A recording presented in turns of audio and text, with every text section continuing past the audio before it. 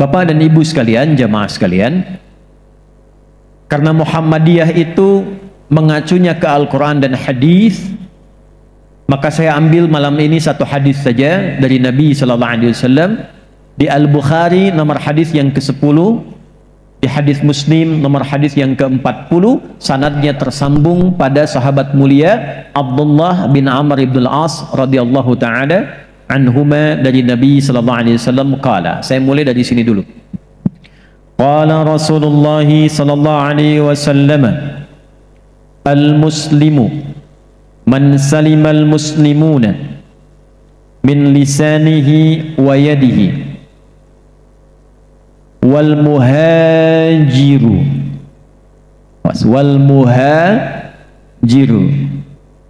man hajara. Perhatikan kalimatnya, orangnya muhajir tapi fi'ilnya, kata kerjanya dirubah ke bentuk asal man hajara, bukan hajara tapi man hajara, ma nahallahu anhu. Al-muslimu, alnya di sini bisa menggunakan bentuk khusus ma'rifah tapi bisa bermakna istighraq. Nanti al itu yang pokok ada dua, satu ma'rifat, ta'rif, menjadikan yang umum jadi khusus. Di depan saya ada pisang, bahasa Arabnya mauz, mauz pisang, pisang mana saja. Tapi kalau saya ingin tunjuk pisang yang ini, al-mauz, pakai alif lam. Tapi yang kedua bisa juga nanti fungsinya umum, luas, diartikan segala, semua, pakai al di depannya.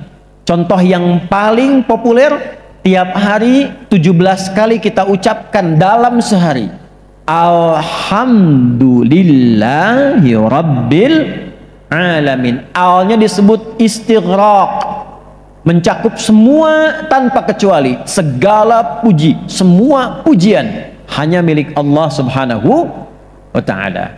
Jadi kalau ibu mengucapkan misalnya alhamdulillah, ibu nggak boleh ngambil bagian punya ibu. Ibu, masya Allah, anaknya itu yang penghafal Quran pintar sekali, kemarin wisuda sampai 30 juz. Alhamdulillah, semua keutamaan dari Allah. Ya memang sih sedikit banyak saya juga mengajarkan dia. Nah itu, kalimat itu harus ditarik kalau sudah pakai al. Al-muslimu, orang Islam itu, tapi alnya khusus, mencakup semua. Kalau sudah tidak pakai ta, pakai al, itu menunjuk laki-laki dan perempuan. Kalau ingin dikhususkan untuk perempuan saja, tambah ta di ujungnya, gampang. Baca muslim laki-laki, perempuan muslimah. Mukmin laki-laki, perempuan mukminah. Soim laki-laki, perempuan dapat tuh. Al-muslimu, semua orang Islam itu, semua tanpa kecuali, laki-laki, perempuan, tua, muda, besar, kecil, apapun jabatannya, sepanjang dia mengaku muslim. Al-muslimu, setiap muslim itu, setiap muslim, semuanya tanpa kecuali. Ayo, yang mengaku muslim nih. Man salimal muslimuna, di antara ciri khasnya, di antara karakter utamanya adalah orang yang mampu menjadikan orang-orang Islam yang lainnya merasa nyaman. Jadi kalau Anda, kita mengaku muslim, jangankan yang non muslim, tapi yang muslim saja, yang sama-sama muslim, tidak aman dengan keberadaan kita, maka ada yang hilang dalam standar khusus sebagai muslim seperti yang disebutkan Nabi. Ini saya tanya ini, Bapak yang di sini muslim bukan? Kenapa lemas? Muslim bukan? Ibu muslim bukan? Muslimah. Ya, pertanyaan saya, apakah standar muslim kita sampai malam ini berganti tahun ke 1447 Hijrah, standar muslim kita seperti standar yang disebutkan Nabi? Apakah keberadaan kita sebagai muslim menjadikan muslim yang lain merasa aman dengan adanya kita? Betul muslim, tapi begitu kita datang orang lain bubar. Betul muslim, tapi saudara kita yang muslim lain lihat kita berpindah jalan. Betul muslim, tapi ketika orang tanya assalamualaikum, bid'ah. Assalamualaikum, salam. Apakah sampai malam hari ini standar keislaman kita seperti standar yang Nabi sebutkan? Ini baru satu. Man salimal muslimuna, satu, min lisanihi, dari lisannya, yang kedua wayadihi, dan dari perilaku tangannya. Tuh, Nabi menyebutkan yad. Yang paling detil dalam Islam itu termasuk Al-Quran, ketika menyebutkan anggota tubuh itu disebutkan spesifik sesuai fungsinya. Contoh nih Bu, yad itu tangan, Bapak ya, dari ujung jari sini sampai ke sini nih, yad. Kalau ini jarinya asabi' namanya. Ini kaf, ini rusgh, ini mirfaq, ini katif. Kalau disebutkan yad, ini dari sini ke sini. Begitu detilnya Islam, begitu detilnya Al-Quran, ini menunjukkan bukti Al-Quran bukan rekayasa dan buatan manusia, tapi betul-betul firman Allah Subhanahu wa Ta'ala. Saya ambil contoh gini, ketika berbicara tentang wudhu, itu disebutkan detil, yadnya sampai batas ke ini, ke mirfaq, jamaknya marafiq. Quran surah 5 ayat 6, ya ayyuhalladzina amanu idza qumtum ilas shalah faghsilu wujuhakum wa aydiyakum ilal marafiq. Lihat, tanganmu sampai siku. Ila di situ menunjuk pada ghayah, batas akhir. Tanganmu sampai siku. Jadi kalau Anda wudu, izin Pak ya, saya berdiri sedikit saja ya Pak ya, izin ya, maaf ya. Kenapa tepuk tangan? Ini tangan, bukan dada, tangan. Ini tangan sampai siku. Jadi kalau kita wudu, kata Al-Quran, dari tangan sampai siku. Ibu jalan dari Solo ke Boyolali, jalannya dari mana? Solo. Berhentinya di mana? Nah, tangan sampai siku, berarti dari depan ke siku. Walaupun wudhu dari sini begini, kerannya dibuka begini, sah. Tapi afdol baiknya ambil airnya, jatuhkan dari tangan sampai siku. Pertanyaan saya, mengapa Al-Quran begitu detil menyebutkan batas sampai disebut tangan sampai siku gini? Karena ternyata setiap bagian tangan ini punya fungsi perilaku. Wudhu itu salah satu fungsinya mengembalikan kembali seluruh bagian tubuh yang biasa digunakan untuk berinteraksi ke dalam fungsi yang baik. Itulah sebabnya kenapa setelah wudhu kita baca doa, doanya doa tobat. Coba selesai wudhu, doanya apa?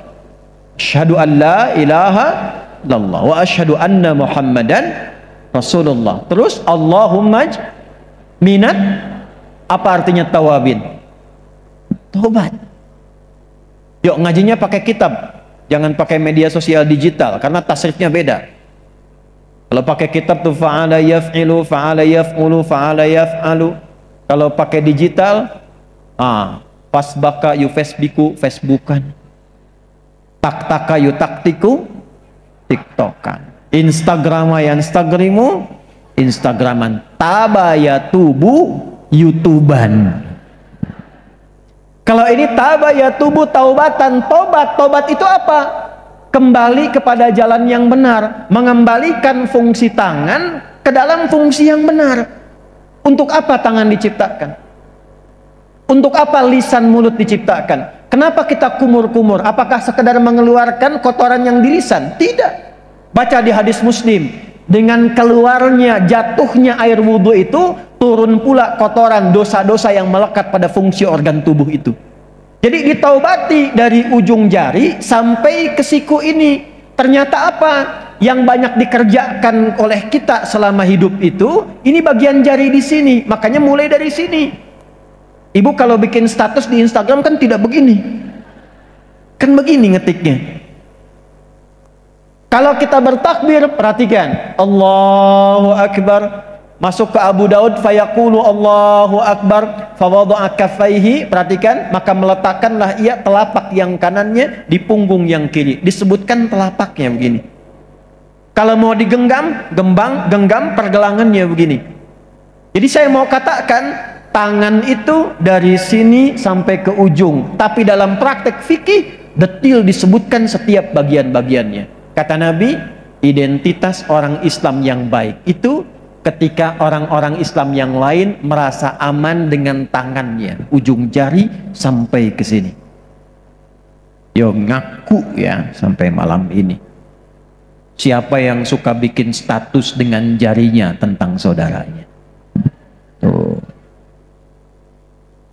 Nggak nyangka ya sama dia, tulis tuh. Padahal ketika Anda menyebut nggak nyangka, itu sedang nyangka. Betapa banyak sekarang saling sindirnya tidak pakai lisannya, sekarang menggunakan tangannya. Betapa banyak kalau tangannya sudah tidak selesai, kemudian mulai dengan lisannya.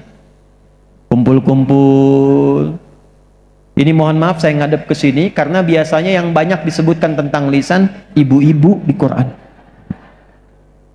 Ya, maaf ya Bu ya, ini mau mukadimah kedua nih, kita sampai jam berapa sebenarnya? Sampai subuh. Panitia tolong catat yang ini sampai subuh nih, saya jam 10 pulang.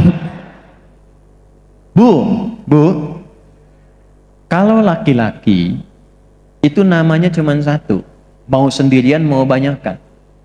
Sendirian rojulun, banyak rijalun, hurufnya semua masih ada, cuma tambah satu alif. Ra, jim, lam masih ada. Artinya tegak, wibawa, menopang, terhormat. Kaki disebut rijlun karena tegak menopang bagian tubuh. Makanya bapak-bapak nggak boleh melambai. Jadi begitu melambai, hilang kelaki-lakiannya itu. Tapi kalau perempuan itu namanya sendirian dengan banyakan beda Bu. Kalau ibu sendirian itu disebut namanya dengan mar'ah. Mar'ah, mim, ra, hamzah, tak marbutah. Mar'atun punya 3 arti. Satu, sosok dengan sifat yang senang tampil indah. Tanya ibu kemana-mana dandan, mau ke pengajian tabligh akbar malam ini dandan seragaman. Tanya dulu sama suami, ayah bagus yang mana ya? Apakah yang merah atau biru? Kata suami kayaknya biru deh mah. Kayaknya merah deh kerudungnya. Ya, nanya tapi sudah punya jawaban Pak. Begitu dipakai kuning datang. Ya. Kedua, muru'ah itu sifat merasa ingin selalu tampil terhormat, karena nggak mau kalah. Yang ketiga, dia punya sifat rasa yang tinggi seperti cermin. Makanya ada bahasa Arab mengatakan peribahasa, al-mar'atu kal mir'ah. Perempuan karakter rasanya seperti cermin. Jadi jangan heran kalau ibu lekat dengan cermin. Di rumah ngaca, keluar dari mobil ngaca, lihat kaca di situ masih betulin kerudung, duduk pun masih buka handphone, kamera tuh nyala. Tapi orang Arab mengatakan begini, maaf ya, kalau cermin itu dihancurkan bisa tidak disusun lagi? Bisa. Tapi sulit memantulkan bayangan yang sempurna. Nah, sifat itu sama dengan rasa perempuan. Kalau dia terlukai, itu cepat memaafkan, tapi sulit melupakan apa yang dialami.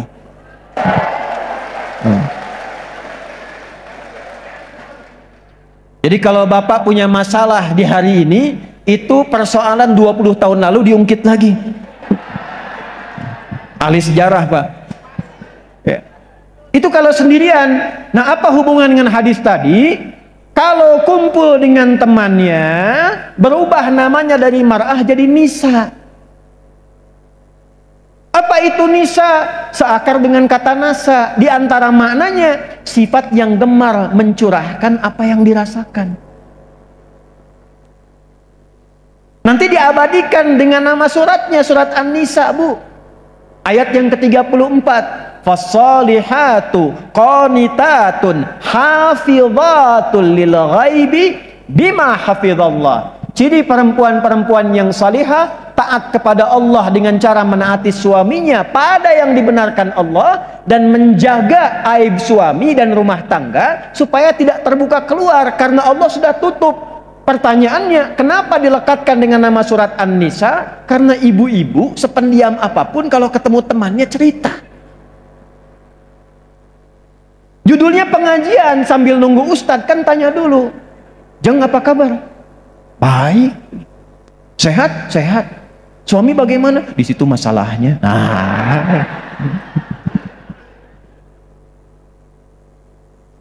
Nah, ini yang laki-laki juga sama. Intinya apa? Malam hari ini sebelum pergantian tahun, dicek dulu dengan satu hadis. Tanda keislaman kita dengan satu hadis ini saja. Sudah sampai mana kita dapatkan sampai malam ini? Puluhan tahun hidup, 50 tahun, 60 tahun, 30 tahun, 40 tahun. Cek dengan satu hadis ini saja. Apakah karakter keislaman kita sudah seperti yang dituntun dengan satu sifat saja dari Nabi SAW? Yang ketika orang itu hadir, dia merasa tentram dengan keberadaan kita.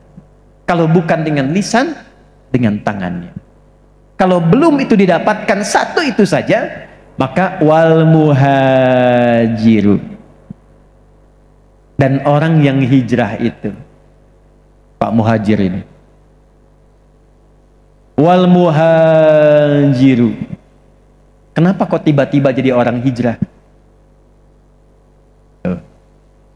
Dan bukan hajir. Kalau muhajir itu kan fiilnya dari hajaro, yuhajiru, muhajaratan, fahuwa muhajir. Ada tafa'ul, mengajak, saling ngajak untuk hijrah. Kenapa pertama disebutkan tanda, setelah itu pindah menyebutkan orang hijrah? Bahasa gampangnya gini, kalau satu aja ini belum dapat, cepat hijrah, cepat berubah. Takutnya tidak diaku sebagai umat Nabi. Takutnya begitu datang di haud nanti, "Ya Rasulullah, saya umatmu." Bukan, nggak ada tandanya. Pergi sana. Jadi kalau belum kita dapatkan sampai malam ini, maka kata Nabi, wawunya langsung ma'iyah, ataf ke yang sebelumnya, diikutkan pada yang sebelumnya. Kalau belum dapat tanda itu, berhijrahlah. Muhajir. Ajak-ajak temannya. Bapaknya sudah baik, istrinya belum, ajak. Orang tua sudah baik, anaknya belum, ajak. Anaknya sudah hafal Al-Quran, ibunya sudah bisa baca, bapaknya baca pun belum punya waktu, ajak. Supaya malam ini semua berubah. Ambil tahapannya, keluarkan prosesnya. Maka timbul pertanyaan, dari mana memulai hijrah itu? Seperti apa prakteknya? Disinilah inti yang akan kita uraikan di malam hari ini. Wal muhajiru, dan orang yang hijrahnya benar itu, yang sejati itu, ingin berubah jadi pribadi yang lebih baik, man hajar. Ini tolong fokus di sini ya, ini menarik sekali. Setelah itu pakai man. Apa artinya man? 500.000. Barang itu punya siapa? Saya itu waktu habis. Saya jarang menerjemahkan man dengan barang siapa, karena sampai malam ini pun Pak Yai, itu saya belum temukan tuh barang punya siapa. Saya lebih senang mengartikan Prof dengan siapapun. Man itu, man ismun mausulun yadullu alal fardiyatil ammiyah.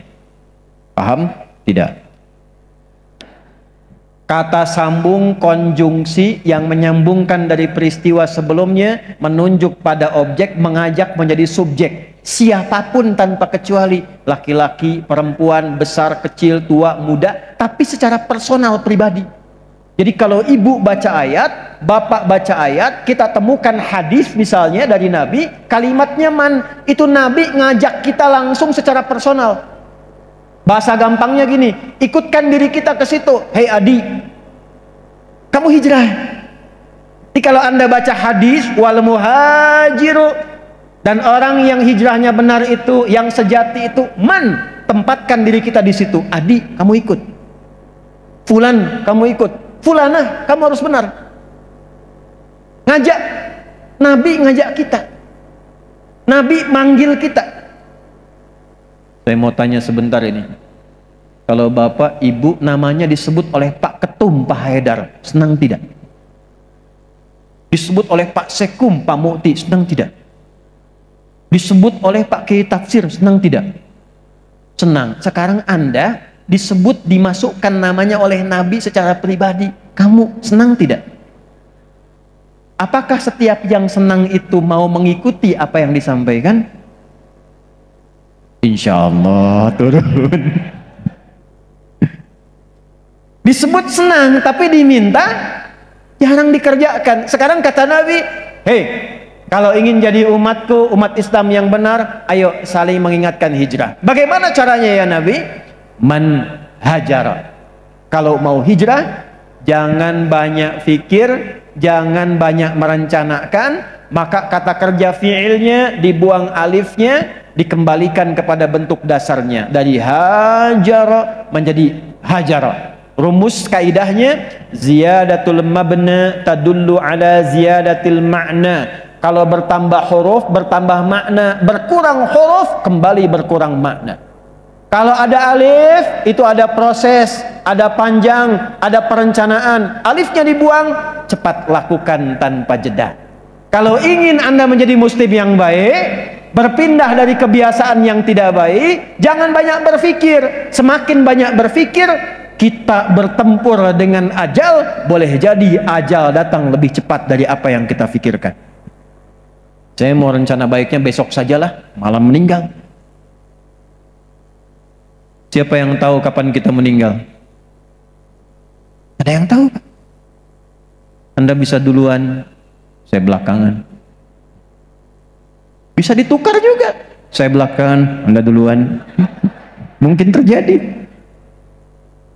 Makanya rumusnya kata Nabi, man hajara ma nahallahu anhu.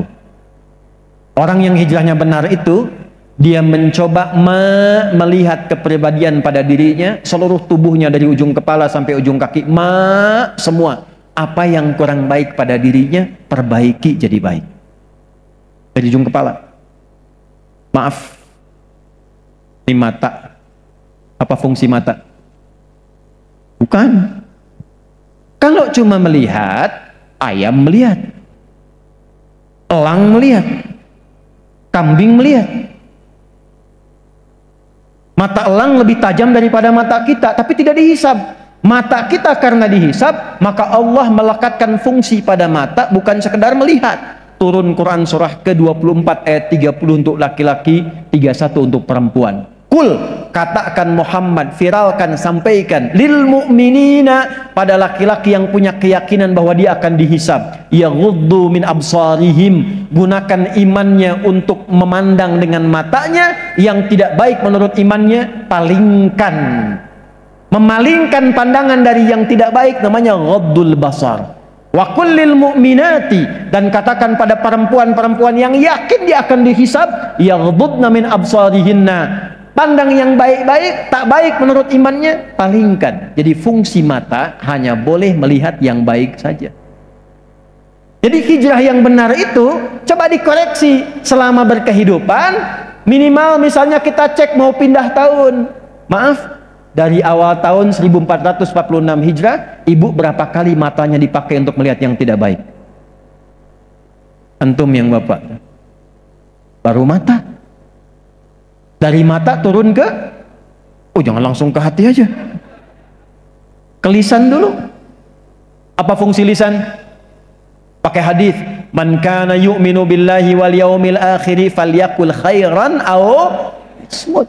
Siapapun yang merasa beriman pada Allah, dihisab di hari kiamat, maka jaga lisannya, gunakan berkata yang baik saja, tak mampu diam. Pertanyaannya, jangankan setahun ke belakang, sehari ini saja berapa kali lisan digunakan berkata yang tidak baik? Tadi sambil nunggu bapak-bapak kita datang itu, berapa kali lisan digunakan pada yang tidak baik. Ini ustadznya jadi datang nggak sih? Panitianya bener nggak? Nah. Sampai ke ujung kaki. Maka kalau Anda bertanya bagaimana caranya, tidak mudah melakukannya, seperti apa prosesnya, ada tuntunannya, ada maknanya, ada peristiwanya yang kita bisa lacak dalam sejarah. Maka ditunjukkanlah dengan peristiwa hijrah itu untuk menuju kebaikan yang sempurna, kebaikan yang seutuhnya. Saking ingin baiknya, Nabi sampai diperintah oleh Allah, tinggalkan dulu tempat engkau terlahir itu untuk menunjukkan pada umatmu nilai-nilai esensi hijrah yang benar supaya menjadi pribadi baik yang seutuhnya. Maka Nabi ketika berangkat melihat ke belakang dengan mengatakan, ya Makkatu anti ahabbu madinatin fi qalbi laula amarani rabbi an uhajira lama taraktuki. Wahai Makkah, engkau adalah kota yang sangat aku cintai, melekat pada hatiku. Ini kaidah bahwa sejauh manapun kita bepergian, tetap hati kita tertambat pada daerah tempat kita terlahir. Ibu berasal dari Karanganyar, walaupun merantau sampai ke Kalimantan, tetap di hatinya Karanganyar. Sampai manapun. Kalau Allah tak perintahkan aku hijrah, aku tak akan tinggalkan Mekah ini. Jadi saking pentingnya hijrah, saking pentingnya menjadi baik, yang penting itu bukan pindah tempatnya. Karena intinya itu merubah kita jadi baik. Saking pentingnya kebaikan itu, saking inginnya Allah umat Nabi Muhammad jadi baik itu, ya Muhammad tunjukkan esensi hijrah. Kalau perlu kamu pindah dulu dari Mekah, pindah dulu ke Madinah, supaya umatmu bisa belajar menjadi pribadi baik yang seutuhnya. Jadi saking sayangnya Allah kepada kita, diinginkan setiap kita itu berubah jadi baik, Pak. Dan ditunjukkan oleh Nabi dengan berkorban. Dalam pengorbanan itu berlangsung setidaknya kurang lebih selama 10 tahun dalam prosesnya. Proses itulah yang kita sebut dengan hijrah. Satu, saya bahas 3 tadi kan. Terdapat keterlibatan relawan di dalam hijrah itu. Karena ternyata hijrah tidak bisa dilakukan sendiri. Di sini ada relawan. Boleh angkat tangannya relawan. Sekarang sebelah sini dulu. 1. Sebutkan salah satu relawan laki-laki yang berkontribusi membersamai Nabi dalam proses hijrah. Relawan ya, berdiri Mas. Ya, berdiri. Ya. Ya? Abu Bakar, bukan. Kalau itu sahabat tidak bisa disebut relawan. Ya, Pak, belakang. Berdiri. Ali bin Abi Thalib, boleh 1 juta rupiah. Tolong catat ya. Ibu, sebutkan relawan perempuan yang berkontribusi dalam hijrahnya Nabi. Boleh. Ibu yang ini, Asma binti, betul, 1 juta rupiah buat ibu.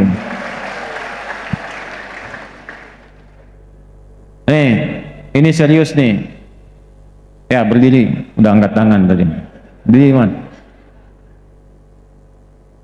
Sebutkan 2 orang relawan lagi, yang satu anak kecil, yang satu orang dewasa. Jadi kita akan temukan di sini kurang lebih 4 relawan utama yang berkontribusi pada hijrahnya Nabi. 1. Ya. 2.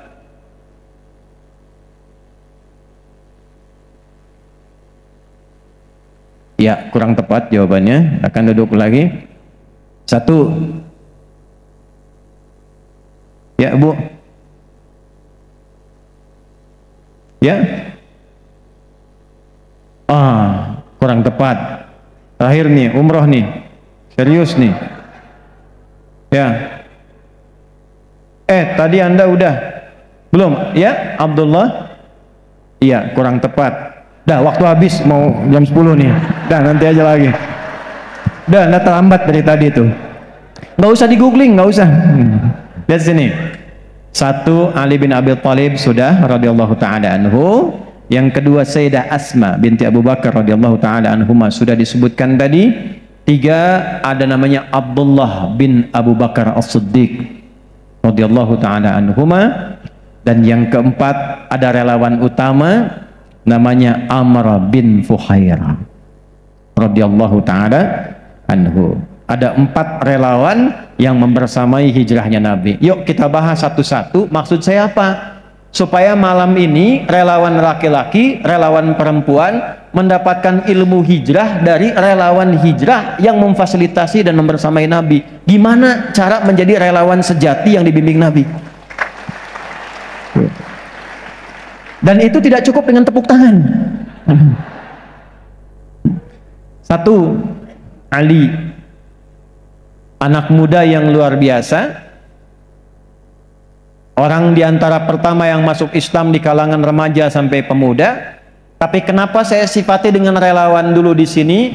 Karena Ali itu pribadi yang saking melihat benarnya tuntunan Islam ini melalui Nabi, beliau bukan hanya bersedia mengorbankan keadaan tenaga, pikiran, bahkan nyawanya.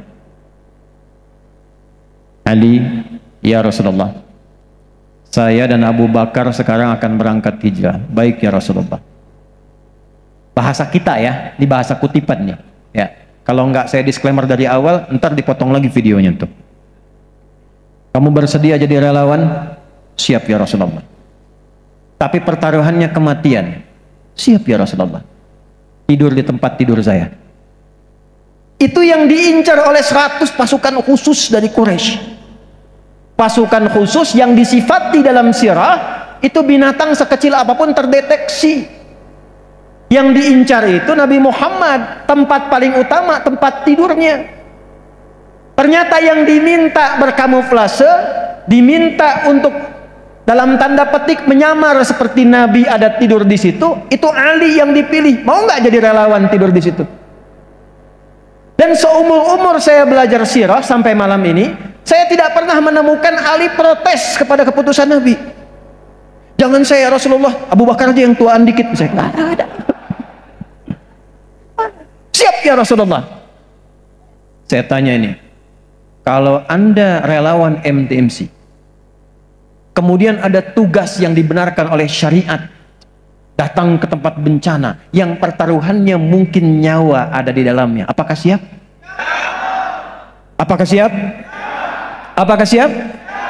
Siap Anda itu karena berani atau karena ingin mengikuti tuntunan Nabi? Ayo. Nah itu bedanya. Kalau yang berani banyak. Kemarin yang mengevakuasi turis dari Brazil yang jatuh di Rinjani, luar biasa. Kita berikan apresiasi, kita puji dengan baik, kita sokong, berikan semangat. Ada keberanian 600 meter turun ke bawah, suasana gelap, kabut asap. Kemudian baru naik sedikit, tiba-tiba kemudian sudah gelap, tidur di samping mayat. Ya, apa bedanya? Berani iya, tapi apakah keberanian itu dikerjakan dengan niat menunaikan tuntunan syariat? Itu bedanya. Anda berkontribusi menjadi relawan itu karena Anda ingin ikut dalam aksi sosial sebagai bagian dari MDNC, atau menunaikan nilai syariat yang dilekatkan pada nilai persyarikatan Muhammadiyah. Itu bedanya. Jadi kalau Anda terlibat di MDMC, jadi relawan, tangguh, berani, terdepan, yang di belakang terbelakang, siapkan helm terbaik, siapkan rakit terbaik. Kalau cuma menampilkan itu, jangankan Anda, yang lain pun banyak. Mungkin perahu karetnya lebih hebat dibandingkan yang kita punya sekarang. Tapi bedanya apa? Innamal a'malu bin wa innama likulli imri'in faman kanat hijratuhu ilallahi wa rasulihi fa hijratuhu ilallahi wa rasulihi faman kanat hijratuhu lidunya. Jadi nanti ada hijrah, kalau ditarik maknanya, maaf, jadi profesi relawan, tugas, maka Pak Budi hati-hati.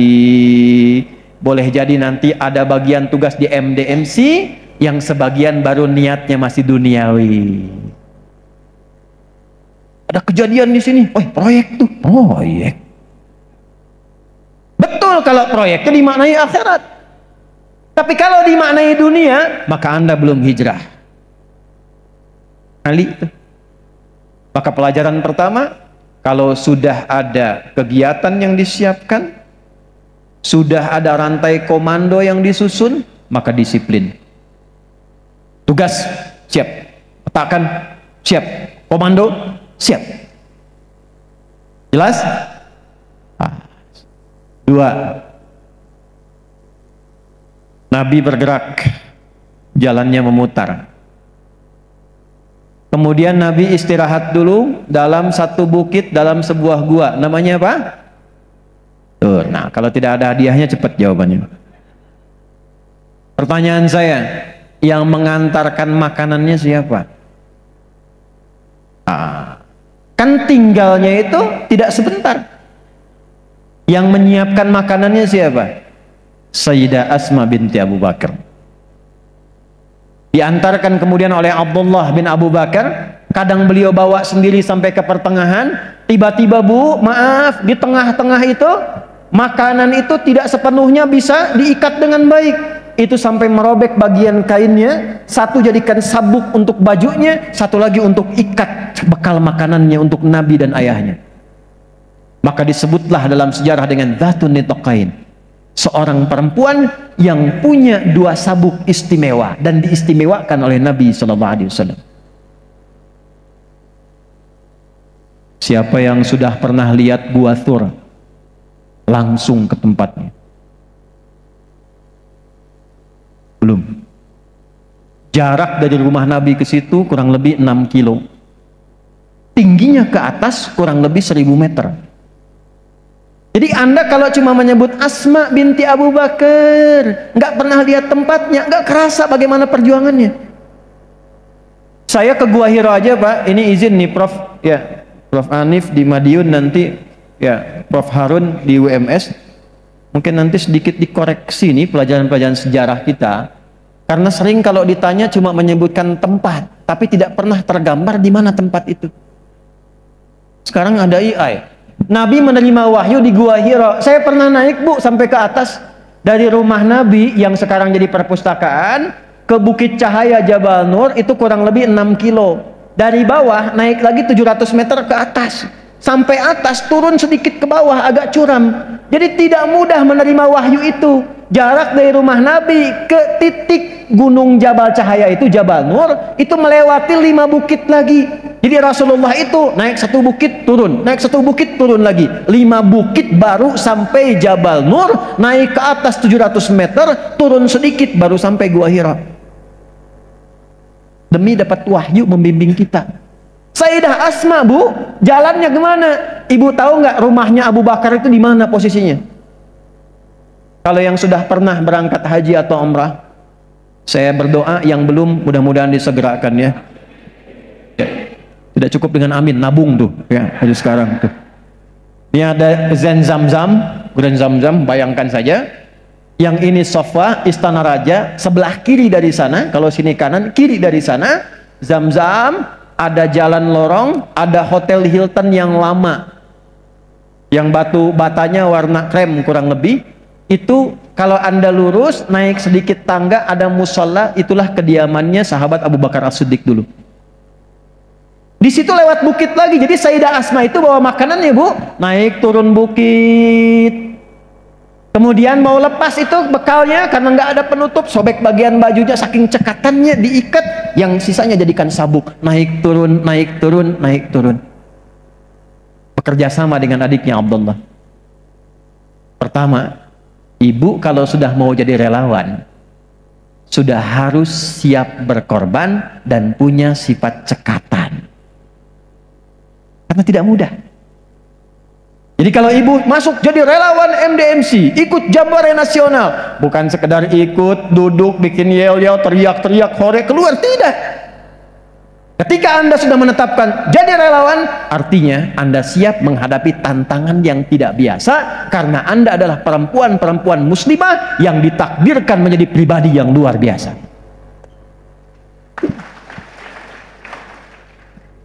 Ayo ya, relawan perempuan, sudah berapa bukit dinaiki dan diturun itu? Alhamdulillah. 3. Abdullah bin Abu Bakar. Ketika Asma memberikan itu, makanan dikasihkan, kata Nabi, lalu ayahnya, Abdullah, coba tengok suasana di kota, mitigasi. Gimana keadaan masyarakat? Gimana para pengintai? Masih nyari atau tidak? Masih semangat atau tidak? Info dikirimkan, maka di antara relawan itu tidak cukup, ada musibah, datang. Ada kondisi, datang. Petakan kegiatan dengan terukur. Ada daerah-daerah yang punya potensi. Ada Merapi punya potensi, belajar seismiknya. Petakan kira-kira kalau ini terjadi, apa yang harus dikerjakan, apa yang harus dilakukan, bagaimana evakuasinya, bagaimana kebiasaan masyarakatnya, bagaimana pemuda-pemuda sekitarannya, daerah yang lain seperti apa lagi, dari Sabang sampai dengan Merauke. Selain ada sikap cepat dan tanggap di kalangan relawan seperti Sayyidah Asma, ada juga orang-orang yang punya kemampuan mengamati sekitaran sehingga membuat semua kegiatan terkonsep dengan baik. 3. Yang terakhir, bagian keempat, Amr bin Fuhairah. Setiap Abdullah jalan pulang, beliau menjadi penghapus jejak supaya nggak ditemukan oleh orang-orang kafir. Hapus jejak, hapus jejak, hapus jejak, menghapus jejakmu, hilang 1, 2, 3, 4, 5, nggak ada jejaknya. Apa pesan moralnya? Kalau sudah menjadi relawan, sudah ikhlaskan diri kita, lepaskan semua pamrih dan tidak harus tersebut nama kita. Biarkan semua karya kita tertulis di langit dengan nilai-nilai yang utama, sekalipun namanya atau spanduknya tidak bertebaran di muka bumi. Itulah bedanya MDMC dengan relawan-relawan yang lainnya. Jadi kalau masih sibuk dengan logo, helm kalau kurang logo marah gitu kan, spanduk nggak tampil jadi kurang pas, cek lagi. Balikin. Amr bin Fuhairah, hapus jejak, profesional tapi tetap tangguh dihadapi dalam kehidupan. Maka berangkatlah 27 Safar, perjalanan kurang lebih 14 sampai 15 hari. 8 Rabiul Awal tiba di Kuba. Yang pertama dilakukan Nabi, ini nyambung nanti ke tugasnya Kiai Fathur Rahman, adalah membangun masjid. Membangun apa? Masjid. 4 hari dibangun masjid di Kuba yang sampai sekarang abadi nilainya dan menjadi satu di antara masjid yang dikunjungi oleh Nabi setiap Sabtu, yang nilainya lebih tinggi daripada atau setara dengan nilai haji dan umrah, atau setidaknya umrah. Setidaknya apa? Umrah di At-Tirmidzi. Nabi berangkat setiap Sabtu dari kediaman beliau dekat Masjid Nabawi itu sekarang di areanya, sampai ke Kuba setiap Sabtu beliau tunaikan salat 2 rakaat dan nilainya senilai dengan umrah. Pahalanya bukan umrahnya. Yang mau saya katakan, lihat urutannya. Mau jadi relawan yang baik, mau menjadi pribadi yang baik, mau jadi orang hijrah yang baik, maka petunjuk Nabi mulai dari masjid. Saya ulangi, mulai dari karena dari Kuba pun 4 hari datang sampai ke Nabawi, ke selatan sekarang daerahnya Madinah sebelah selatan, kembali yang dibangun oleh Nabi pertama kali masjid. Maka tidak ada maknanya kalau Anda ngejar sana, ngejar sini, tapi mohon maaf masjidnya kosong, hubungan dengan Allahnya kurang. Maka MDMC harus punya kerjasama juga dengan Majlis Tabligh. Bagaimana setiap tempat-tempat yang dituju itu, salah satunya ada program menjaga masyarakatnya supaya dekat dengan Allah dengan menghidupkan masjidnya. Boleh bikin pemetaan nanti Pak Budi itu ya. Nanti kita buat ke depan, insya Allah, mudah-mudahan Allah mudahkan. Misal Anda punya program di mana sambil menangani. Dulu saya datang ke Kutai, ke sana lagi, Leh Niah Bing namanya. Les Niah Bing itu dari Kutai Kalimantan Timur ke sana lagi, jamaahnya suku Dayak dan sebagainya, datang turun gunung melewati sungai, tapi masya Allahnya ceramah jam 2, jam 12 sudah datang pakai seragam.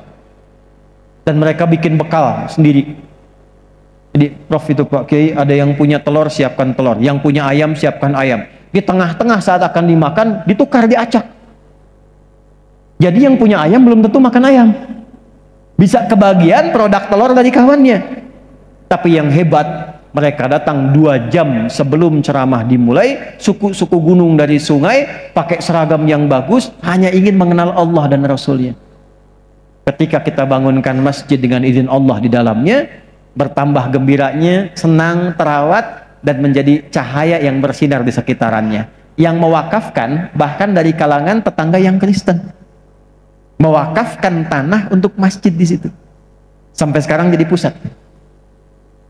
Terakhir, setelah membangun masjid, gambaran tidak lupa dengan Allah, kembali jadi pribadi yang baik. Akha bainal muhajirin wal ansar. Nabi mempersaudarakan antara muhajirin, ansor, dan warga-warga lokal yang ada di situ. Maka dipersaudarakanlah oleh Nabi sesuai dengan sifatnya. Yang haus dengan yang punya minuman, yang lapar dengan yang punya makanan, yang tidak punya pekerjaan dengan yang punya pekerjaan. Tapi semangatnya dikerjakan dalam konteks kekeluargaan. Maka saya harap relawan ini bukan sekedar bersatu ketika ada satu program, ada pekerjaan, tapi bangun menjadi keluarga besar yang saling menyatukan, saling support, saling mendukung. Siap? Terakhir, yang perempuan angkat tangan. Nah, ibu. Nah, yang ibu ya, berdiri ibu. Nabi hijrah dari mana ke mana? Jangan dengarkan bisikan yang tidak jelas. Alladzi yuwaswisu fi sudurin nas. Ya. Dari Mekah ke Yathrib, kemudian jadi Madinah. Pertanyaan saya bukan itu. Pertanyaan sayanya, waktu Nabi datang ke Yathrib sebelum jadi Madinah, itu nabinya datang ke daerah mana? Sebelah mana? Barat atau timur? Ya? Barat? Bukan barat, bukan timur, tapi ke selatan ya, Bu ya. Baik, Ibu karena sudah menjawab bagian pertama dapat 1 juta rupiah. Tolong dicatat ya. Datang ke daerah selatan. Perhatikan, ini penutupnya nih. Ternyata daerah selatan itu daerah yang masih gersang. Pasarnya berantakan, orangnya bermasalah, lawannya utara itu komunitas Yahudi. Jadi dulu mereka dengar akan ada hijrah Nabi, sifat-sifatnya disebutkan, hijrahnya ke daerah tempat yang disebut Yathrib itu. Mereka pindah ke situ jauh-jauh hari menunggu Nabi, tapi mencari tempat yang paling subur, utara. Kebunnya banyak, sudah punya benteng-benteng, sudah punya milisi, kuat semua. Tapi apa yang terjadi?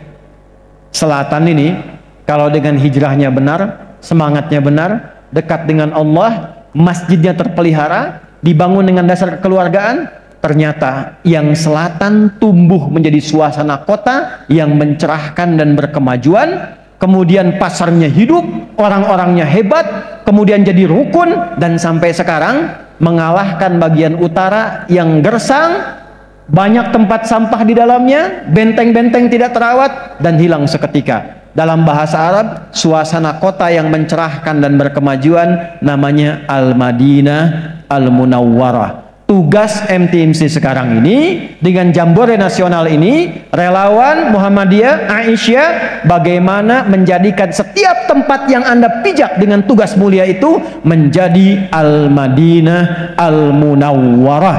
Tempatnya boleh terkena bencana, tantangannya tidak mudah, tapi ketika Anda datang, Anda akan robah itu menjadi tempat mencerahkan, bercahaya, dan berkemajuan. Kan? Jadi saya kira itu yang bisa disampaikan di kesempatan malam hari ini.